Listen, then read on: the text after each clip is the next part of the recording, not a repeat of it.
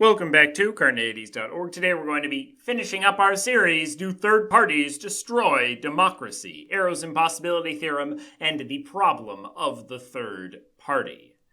In this video we'll be looking at Avoiding Arrow's Impossibility, Alternative Voting Criteria. So, in the previous video we looked at two problems for voting theory. First, if there are three or more candidates and we are looking for a single winner, not a ranked list of voter preferences, then the following criteria cannot be satisfied altogether. Unrestricted domain, unrestricted range, always a winner, the Condorcet win criterion, and the independence of irrelevant alternatives. Second, if there are three or more candidates, and if we are looking for a ranked preference list of societal preferences, then, according to Arrow's Impossibility Theorem, no system will satisfy unrestricted domain, unrestricted range, the Pareto Condition, non-dictatorship, and the independence of irrelevant alternatives. In the last video, we concluded that this implied that we should have only two choices, and that third parties eliminate the possibility of a fair system of election. Now, in order to doubt the conclusions, the only resort for the advocate of the third party is to doubt one or more of our criteria, because we've demonstrated, or at least Arrow's Impossibility Theorem has demonstrated, that these criteria will lead to contradictions in systems with more than two participants. In this video, we will examine all of the criteria that give rise to this contradiction.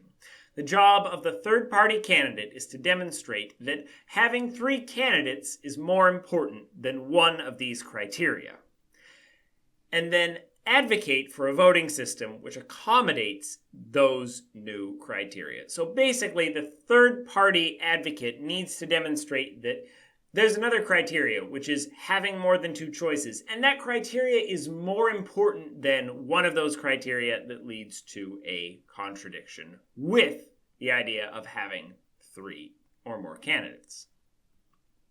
Unrestricted domain means that voters are free to choose between the candidates. This is the first one we'll look at. Would our system really be a democracy if some people were forced to vote one way or another? Remember, unrestricted domain says that you can vote however you want. You can vote for any candidate. If our domain was restricted, it would mean that there were certain rules on where you could rank your preferences. Maybe you had to rank a particular candidate as number one, or had to rank a particular candidate above another candidate. If that was the case, then this wouldn't be an unrestricted domain. Though it does seem that voters may follow particular trends, maybe if voter X votes a certain way, it's very, very likely that voter Y will do the same.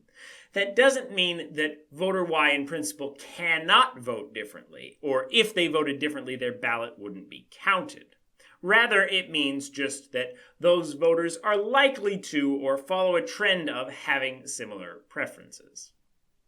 So that doesn't restrict the domain, but rules such that if you vote a particular way, your ballot is disqualified would.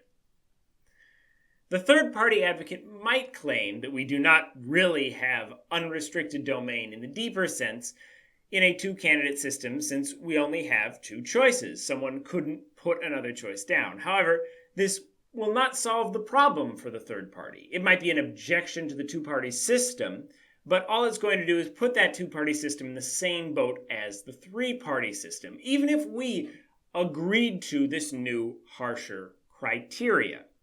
It's not going to solve Arrow's impossibility to strengthen this criteria, because only strengthening it will only make this hit more voting systems. And to be clear, that would be proposing a very different, stricter criterion on the system than normal unrestricted domain. That all possible choices must be allowed, instead of allowing voters to just choose freely between the candidates that are on the ballot. And it doesn't seem that I should be allowed to vote for a ham sandwich for president. But putting that aside, even more charitably to this idea, it seems that creating a criterion which effectively begs the question against the proponent of the two-party system, and is drastically different from the unrestricted domain criterion goes too far. Maybe you could frame that other criterion in terms of it being effectively a three-party system, like we were talking about before, that you're trying to demonstrate that having more than two parties is actually a desirability criterion, but trying to kind of shoehorn it in with unrestricted domain, I don't think is going to be very effective. Unrestricted range is going to look very much the same. This is the claim that it's possible for all candidates to win. This also seems integral to democracy. If there is some candidate on the ballot who cannot win, no matter what the voters do, then it doesn't seem that the voters really have any choice. Now, it might be the case as just a matter of fact that voters would not choose a particular candidate. But this doesn't violate unrestricted range, because if they voted for that particular candidate, that candidate would be elected. Unrestricted range is only violated if there's no possible arrangement of the voters' preferences that would get a particular candidate elected. Basically, there has to be some path of victory for any candidate. As with unrestricted domain, the advocate of the third party might claim that other candidates should be treated as well as the two choices and also have a chance of winning. But as before, because they're not really considered candidates if they're not on the ballot, this is requesting something that's kind of greater than what we would expect.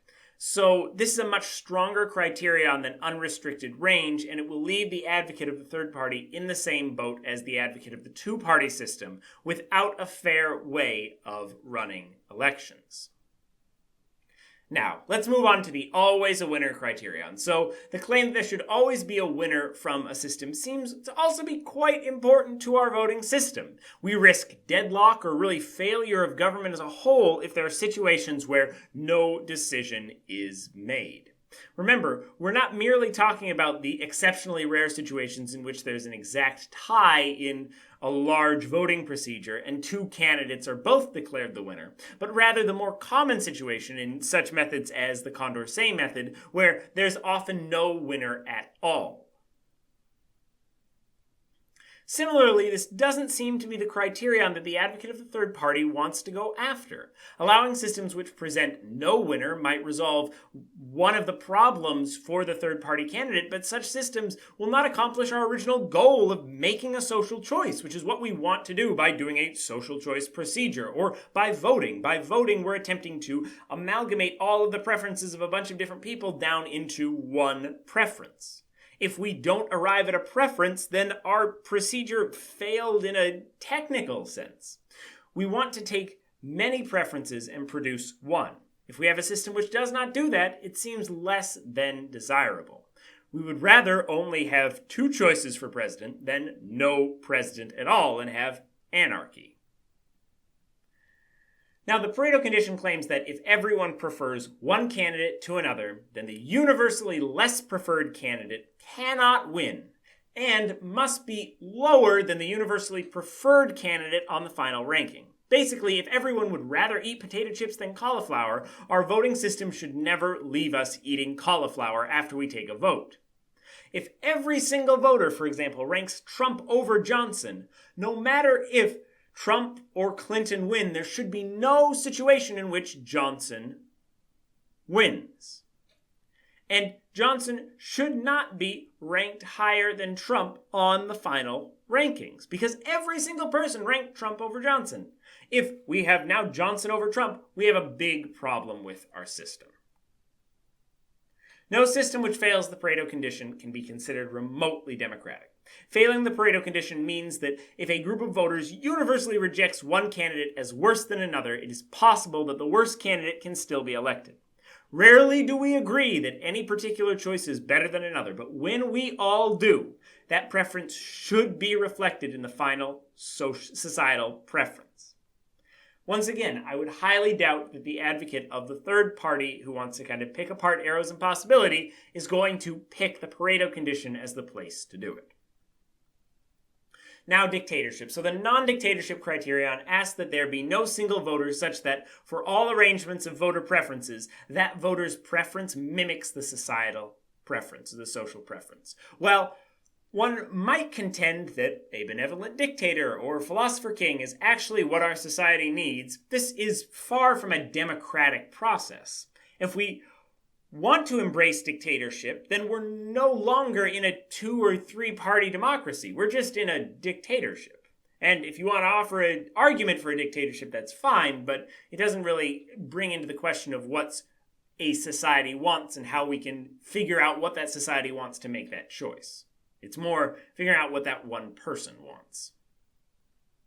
It is also useful to note that if there exists a voter who, in principle, always just votes for whoever is winning, then they will be a dictator in this sense, because no matter what happens, they are always voting on the winning side. But note that this is going to mean that our domain has been restricted, because that voter can't vote for anyone but the people that are winning, since they can't vote other than what the societal preference will be. Okay? We are left now with 2 possible criteria to doubt, which will prove much more questionable than the others. First, let's look at the Condorcet method, which claims that if there is a Condorcet winner, someone that beats all other candidates one-on-one, that should be the social choice. That's the Condorcet win criterion based on the Condorcet method. This criterion is vulnerable from both the standpoint that it is too weak. It only works when there is a Condorcet winner. When there's not a Condorcet winner, it doesn't help us at all. And it's too strong. It can award victory, for example, to a candidate who garners no first choice votes. So now if we wanted to make it a little bit stronger, or at least apply in a wider variety of situations, we might replace the Condorcet win criterion with something known as the Smith criterion. This claims that the winner must be a member of what is called the Smith set, or the set of candidates that tie for number of wins over other candidates in those one-on-one matchups.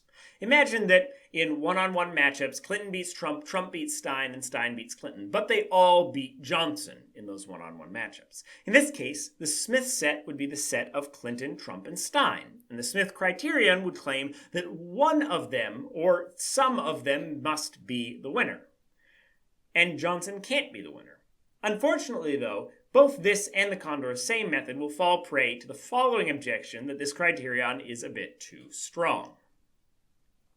So now imagine that we have a very divisive campaign. I know that's difficult to imagine these days, where the supporters of the 2 major candidates would rank absolutely anyone above the other major candidate. If there are only 3 candidates, let's say, so long as neither of the major candidates succeed in getting a majority, and all of them rank their rival below the third-party candidate, and the third-party candidate gets at least 1 vote, the third-party candidate will be the Condorcet winner, since he beats each of the other candidates in 51% of the ballots. So let's look at these ballots to understand. So Johnson beats Clinton in 51%. So the first column is 49% of the voters voted this way. The second column is 49% of the voters voted that way. The third column is 2% of the voters voted that way. Johnson beats Clinton in 51%, and Johnson beats Trump in 51%. So Johnson wins. And as long as all of the voters for the major party candidates rank their opponent at the bottom and Johnson in the middle, and neither of them get a majority, and Johnson gets at least 1 vote, Johnson is the winner, which is quite a surprise for anyone that was used to a first-past-the-post system in which Johnson would be clearly dead last. Even if they aren't tied, though, if the third-party voters do not vote uniformly, the third-party candidate can still be the winner, since the supporters of the major parties refuse to rank their opponents anywhere but last, and neither gets an outright majority. Once again, looking at this, Johnson, with the third and fourth columns, as well as the first column, will rank above Clinton 51% of the time, and will rank above Trump, actually, 54% of the time. So Johnson, once again, is the Condorcet winner. You might even have a situation where no one casts a single vote for the Condorcet winner. In the situation below, Stein would win, even though not a single person picked her as their candidate. You note that Stein ranks above Johnson in the first two columns, and so has a vast lead over him.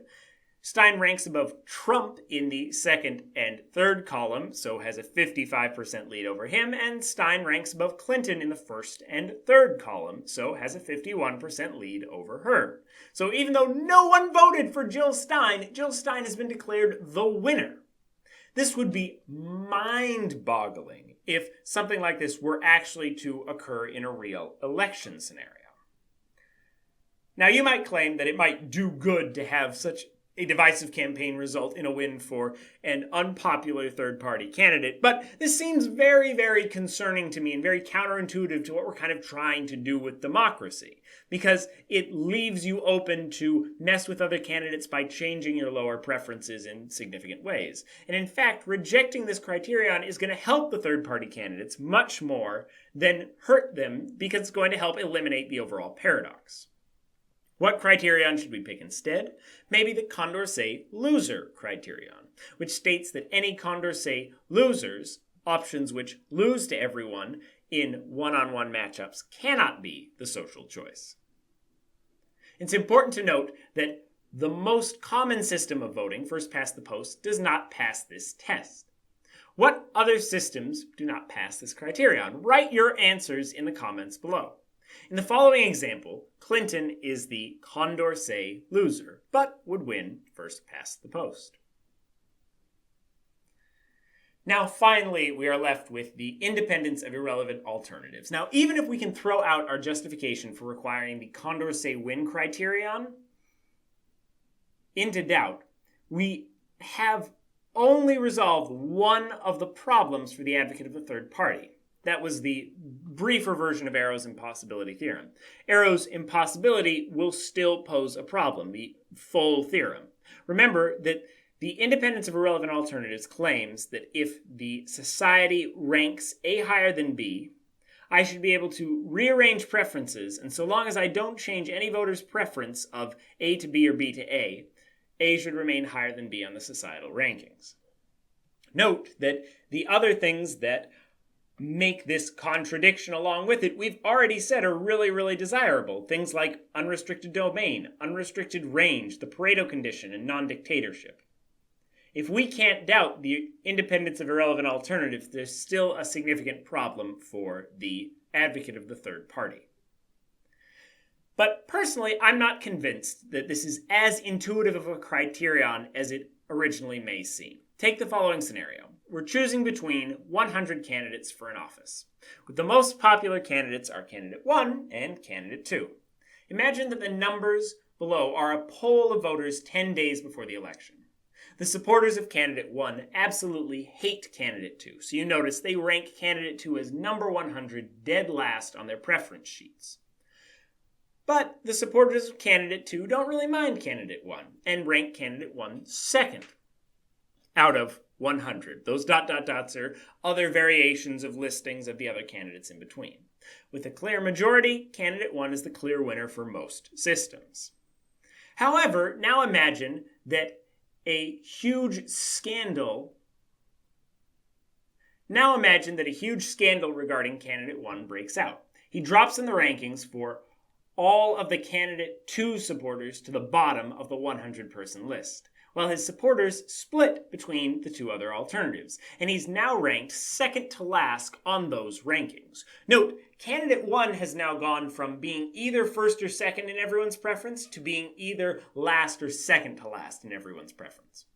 No one changed their preference of 1 to 2 or 2 to 1, but it seems to make sense to me that candidate 2 should be doing really, really well in this situation, because even though candidate 2 is still ranked pretty low on those 51% of voters' preference sheets, it seems that candidate 2 was very, very close, neck and neck, to winning this office, and then all of a sudden, candidate 2's only real competition got downgraded 100 spots on effectively everyone's lists. It seems to me that such a groundbreaking change in public opinion to allow candidate 2 to benefit. It's okay to let candidate 2 benefit from candidate 1's misfortune. One alternative to the independence of irrelevant alternatives criterion is the independence of clones criterion. This claims that if clones of a candidate are introduced, clones of a candidate are new candidates which all voters rank just higher than the other candidate, or all voters rank just lower than the candidate on their preference sheets, the outcome of the election should not change, unless one of the clones wins. This will not cause the same problems that the independence of irrelevant alternatives did, either with the previous problem or with the original paradoxes. So, returning to our original question, do third parties destroy democracy? I would argue that even if we could find a substitute for all of Arrow's criteria, which do not result in impossibility of fairness, I'm skeptical that there are any voting systems that are perfect, if not on a logical level, on a human level. Especially if you consider one of our desirability criteria as having more than just two choices.